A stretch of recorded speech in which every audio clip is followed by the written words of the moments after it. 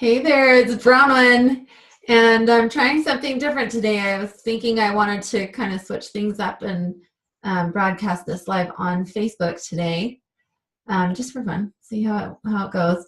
I'm just kind of learning it. But I wanted to, first we're going to go into thing number 21 that's stored in the belly area that we find a lot. There are 46 things that I found hiding in the belly area. So I am streaming this live on Facebook, but I'm going to post it on my YouTube channel, so you'll be able to find it there as well. And if you're watching this and you're not subscribed to my YouTube channel, please subscribe. If you haven't liked my Facebook page yet, please like that, so we can just get to know each other. I've got a lot of things on my mind that I'm going to be sharing. Right now I'm doing 50 videos in 2 weeks challenge. That's kind of fun, just for because my big message at its core is to love yourself enough to really emerge. And for a lot of us, that means using technology to help ourselves break through that initial hiding that we tend to do. You know, we don't even realize we're hiding. That doesn't mean we can't hide if we're on Facebook Live. That's not what I'm talking about. It doesn't mean that we're hiding or that we're not hiding just because we're doing a lot of videos. But there is something that happens when we actually really do put ourselves in a very uncomfortable position. And doing a Facebook or a YouTube video is really super uncomfortable for a lot of people. So for me, it's not anymore, because my story goes like this. Back when I was getting started, I made a decision that I was going to get the rest of my slim down. I had made some progress. I just told a little bit of the story in a previous video, but I had made some progress on my size. I had peaked at a size 16. That's 8 sizes beyond where my natural size is. And you know, I think I decided I was at either a size 12 or a size 10 by the time I made a decision to take it all the way, because I knew I wasn't there yet. Even though I liked where I was, it was fine. I thought I was still cute. I intuitively knew that it was still not my natural best size for me, right? And so I decided that I was going to love myself slim. And I already knew what to do with the physical things that I needed to do. And they weren't, you know, like what everybody else teaches. I wasn't willing to do those hard workouts or those deprivation eating plans ever again. I wasn't willing to do those hard things anymore. So I actually decided that I was just going to do, very simply, just keep doing the eating things that I knew how to do, and then add belief work about who I am and my gifts and talents, and, you know, being able to love me and believe that other people can love me too. And I added that to my plan. And I just started walking every morning, and I would take my phone and I would hold it up and I would start talking about whatever was on my mind. And I did that almost every day, not every single day, but almost every day for quite a while. I deleted a lot of those videos because it was a really stressful experience for me. This was before Facebook Live, you know, this is before live video. It was a couple of years ago, but for me it was really stressful because the only people that were commenting on my posts were people that were saying really mean things. I don't know where they came from. I don't know why they found me, but they were saying really mean things, and that's not happening anymore. I have, you know, I attract to me really kind people, and the people who are noisy are the ones who are nice. And so, you know, and I hope that what I'm doing and what I say in my videos and my message is actually something that would help somebody who would be cruel to care about themselves enough to be kind to themselves and to others, you know? And I really feel like that's kind of what I've created, because I have talked about this story. I hated my own guts, you know? I didn't know it. I blamed it on everybody else, but I really had a hard time with me, and I was very blind to that until I went to this one seminar that for me was all about learning to love who I am. And all of the stuff that came up for me was all about how I didn't like myself. I thought I was gross. I really believed these things that people had said to me when I was a child. And anyway, so for me, that's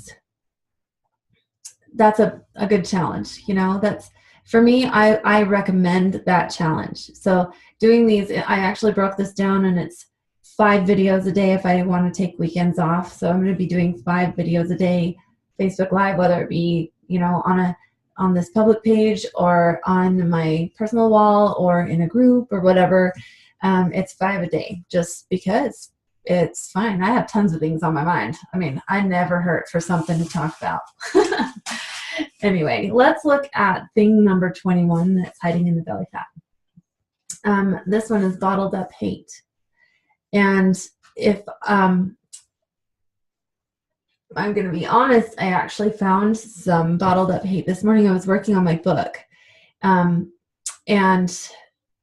the story from the past, you know, going into the story and finding, you know, really when you dig deep into the old story, and you, you know, hang on, it just occurred to me that I actually need to look on Facebook and see if anybody is saying stuff to me. Just a second. So when you dig deep into your past and you're writing a story about it, it's fascinating to find that, okay, we're good. It's fascinating to find that we have some feelings left over, right? And so I found that I have this Popular Boy story.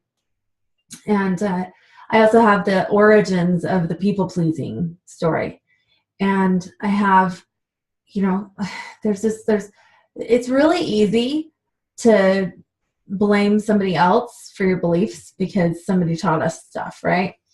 But what happened was this Popular Boy thing happened, and these boys were spitting in my face, and I was hurt so much that I decided to put this shell of hate over it.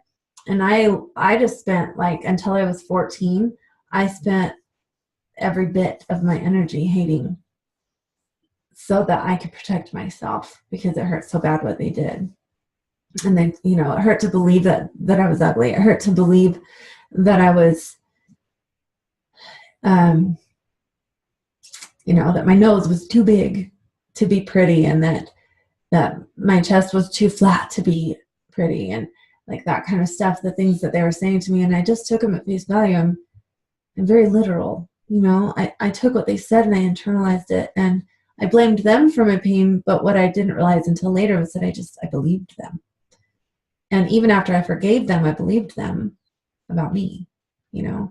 So that bottled up hate, it's easy to find layers of it. So what I recommend here as far as a turnaround, if you've been taking off those layers of hate and you've come across some, you might address it if you're having trouble releasing stuff from your belly area. And just take a look at it and dig into it and be okay with it coming off in another layer. You're going to get to the root of it eventually. Just layer upon layer, it's okay. You know, don't pick on yourself for needing another breakthrough. But the turnaround is, you know, hate hurts you. It doesn't really hurt them. It just hurts you. Anger just hurts you. It doesn't really hurt them. And do you want to keep hurting yourself? And are you hating on yourself for allowing that thing to happen? Or are you hating on yourself for I don't know if you can hear that, but our fire alarm's going off in our house right now. I hope somebody's taking care of that. Yeah, it's okay. Anyway, so let yourself love yourself. You got to look in the mirror and let go of the bottled up hate, because it's only hurting you. And if you look at it in terms of in terms of, you know, what it means about you that you might be hating on somebody else, just, yes, they did the thing, right? Yes, those popular boys spat in my face over and over and over again. It hurt me. But I don't need to hate them. You know, I don't need to hate them. And hating them is really hating me. And so that was a really quick shift for me this morning. And it can be a quick shift for you too. It did take me a long time to unravel that story. So it's okay if it takes some time. Give yourself a break. Let go of the hate. Just let it go. Okay, so the turnaround is love yourself and love others. And that may seem trite, but dig into it. Unravel it. You'll find that it feels better. Okay, as far as a challenge, what I want to do today is ask you this.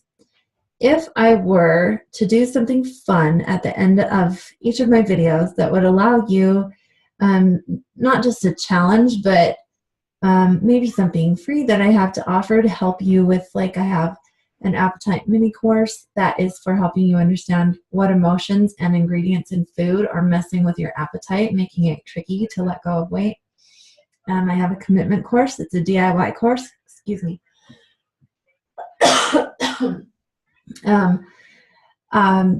It's like it doesn't. It's something that I could discount and allow people to have. If I were to play a game at the end of every video, what game do you think would be fun to play? So that's where I am in my brainstorm right now.